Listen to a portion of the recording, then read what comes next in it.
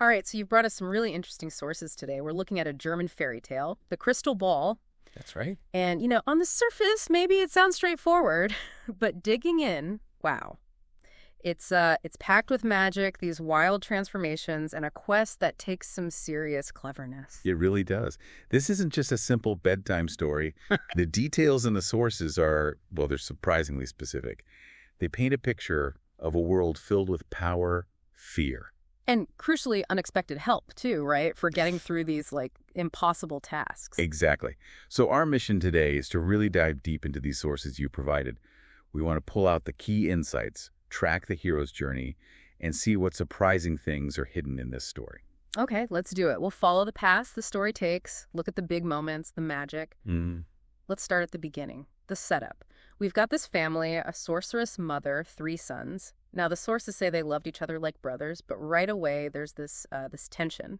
The mother, deeply distrustful, scared they'll steal her power. Yeah, and that's fascinating, isn't it? The fear starting inside the family. It's not some outside monster causing trouble. Right. It's her own insecurity, her misuse of power that kicks everything off. Yeah. And it leads her to do some pretty drastic things to her own kids. Okay, tell us about these transformations. They're really specific in the sources. What happens to the older sons? Well, the eldest, she turns him into an eagle. He's stuck in this rocky mountain range, flying in big circles. The eagle, okay. And here's a key detail. He can only be human for, 2 hours a day. Only 2 hours. Wow, that's kind of harsh. It is. And the second son, same deal, basically. He becomes a whale out in the deep sea. A whale? You only see him when he spouts this huge jet of water. And again, that same 2-hour restriction on being human. So they're magically imprisoned, really. Forced departures.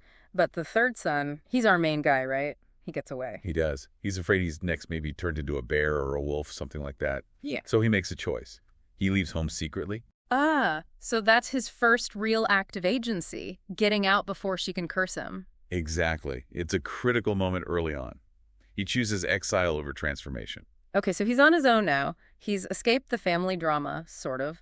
What happens next? How does he find his purpose? Well, he travels for a while, alone. And then he starts hearing these rumors, whispers about a cursed princess. Ah, the princess. Where is she? At a place called the Castle of the Golden Sun, waiting to be rescued. Okay, sounds like standard fairy tale stuff. But there's a catch, isn't there? Something dark about this rescue mission. A big catch. The sources are very clear. 23 young men have already tried to save her. 23. And they all died horrible deaths. And he's told there's only one chance left. One chance left? After 23 failures? That's intense. Why would anyone even try at that point? It's a great question.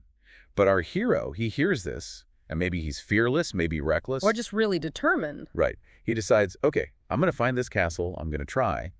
That sets him on his path. So he sets off. Does he just walk there? Not quite. He travels for a long, long time, apparently gets lost in this huge forest, and then things get weird. Really weird. Okay, I'm ready for weird. What happens? He stumbles upon 2 giants. Big guys, equally strong, and they're fighting. Fighting. About what? Treasure? Land? Nope. An old hat. An old hat. Seriously, giants fighting over a hat. But it's not just any hat. This is where more magic comes in. The sources call it a wishing hat, a vinshet. A wishing hat, like put it on and wish? Exactly. Wish to be anywhere and bang, you're there, instantly. Whoa, okay, that's worth fighting over, maybe even for giants. Well, they can't figure out how to share it or who deserves it. They're strong, but maybe not the sharpest tools in the shed. They see this smaller man, our hero, and think, he looks smarter than us. Let him decide. Huh. So they ask him to judge. Big mistake. Huge. He sees his chance. He comes up with this clever little trick. What does he do? He says, okay, give me the hat. Now, you 2 run over there. When I call, race back. First one here gets the hat. Simple, right? Plays right into their focus on strength and competition. Oh, that's sneaky. And they fall for it. Totally.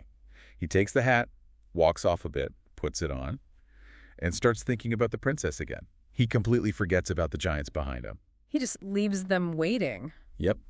He sighs, deep from the heart, according to the sources, and just says, oh, if only I were at the castle of the Golden Sun. Does it work? Instantly.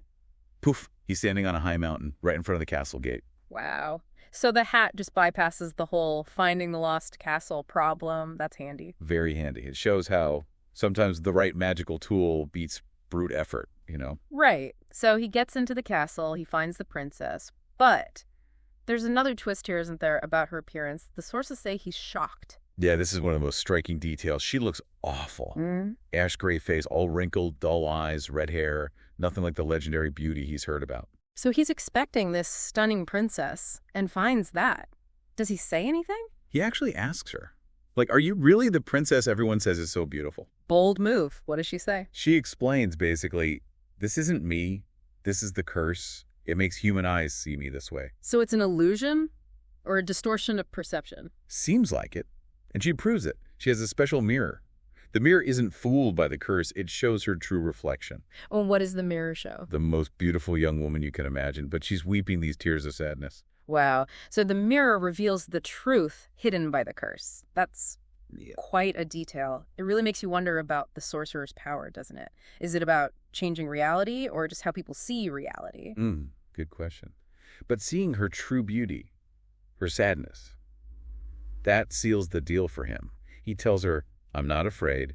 I'll help you. What do I have to do? So how does he save her? What's the key to breaking this perception curse? She tells him he needs to get the crystal ball.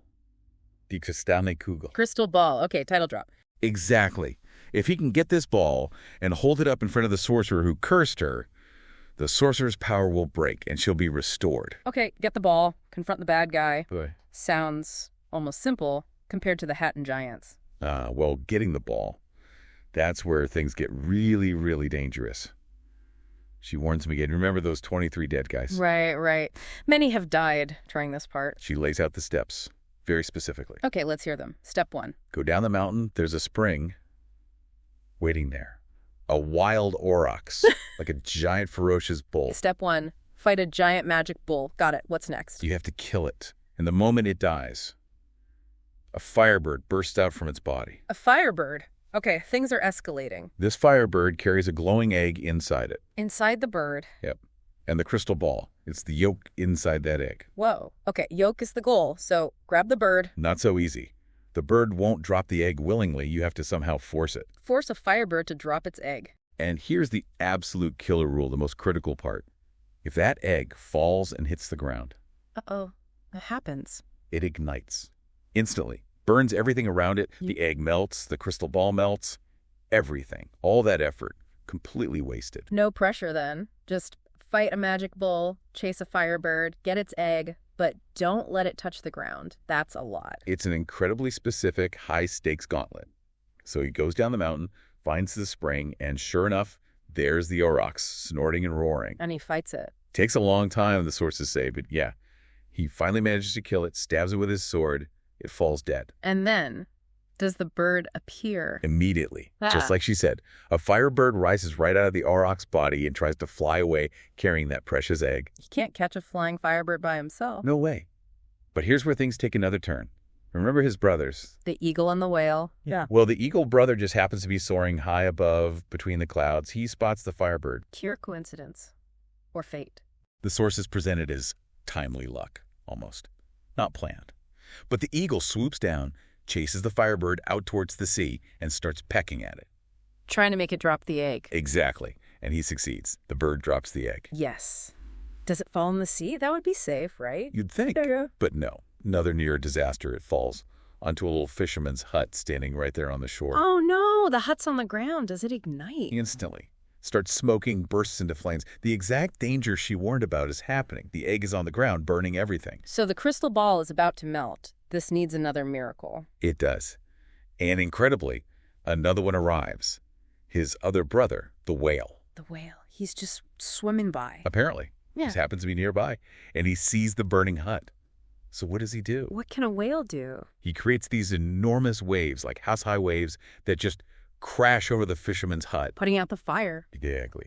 Douses the flames completely. Again, incredibly specific, timely help from a transformed brother appearing right when needed most. Wow. Okay, so the fire's out, thanks to the whale. Now he has to find the egg in the wreckage, right? Before it's totally ruined. Right. He searches through the soggy, burnt mess, and fortunately he finds it. Is it okay? It's damaged, but not destroyed. And here's another key detail from the sources. The sudden cold water hitting the super hot egg caused the shell to crack. Ah, So the near disaster actually helped. Ironically, yes. The crack allows him to carefully take the crystal ball, the yolk, out, unharmed. He's got it. After all that, the crystal ball is secure. Now what? Confront the sorcerer. That's the final step. He takes the crystal ball, goes to the sorcerer, and holds it up before him. Does it work? Power broken. Just like the princess said, the sources state the sorcerer's power is instantly shattered. And not only that, the sorcerer actually tells him, you've won. You are now the king of the castle of the Golden Sun. Wow, so defeating him also means inheriting his domain. Seems so. But there's one more fascinating thing the sorcerer reveals. He tells the youth that this same crystal ball can also be used to restore his brothers, the eagle and the whale, back to their human forms. Whoa. So the key that frees the princess also frees his brothers from their mother's curse. Or was it the sorcerer's magic all along? That's the question, isn't it? The source doesn't explicitly link the mother's actions to this sorcerer, but the tool works for both curses. Very interesting connection there. Okay, so brothers can be saved too, but first the princess. He rushes back to her. He does. And when he gets there, no more gray face, no wrinkles. She's standing there in, as the sources say, the full splendor of her beauty. The curse is well and truly broken. Amazing. And they? They exchange rings, full of joy. The classic fairy tale happy ending. What a journey. Okay, so let's recap this deep dive. We went from a fearful mother cursing her sons. Leading to one son's escape and quest. Then encountering giants, a magic hat used cleverly. Facing that terrifying sequence, the aurochs, the firebird, the critical egg. And getting that crucial, perfectly timed help from his transformed brothers, the eagle and the whale. Right when things looked absolutely hopeless, too. With the fire and the waves. All leading to breaking the curse, finding love, and even getting the power to restore his family. Yeah, this dive really showed how, well, perseverance is key, obviously. You have to face the danger directly. Like with the aurochs. But also cleverness, like tricking the giants for the hat. And then there's that element of unexpected help, maybe even grace from those you thought were lost or changed forever.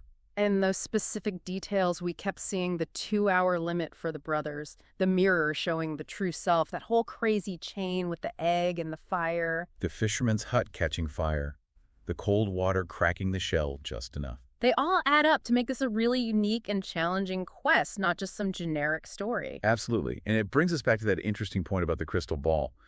It broke the sorcerer's power over the princess, and it held the key to restoring the brothers. So here's something to think about as you reflect on this. What does that shared solution imply? Was the sorcerer someone connected to the mother's magic? Or is the crystal ball a kind of universal antidote to powerful curses no matter who casts them? What's the deeper link there? That's a great question to chew on. A really fascinating connection to consider. Thanks for bringing these rich sources to light for this dive.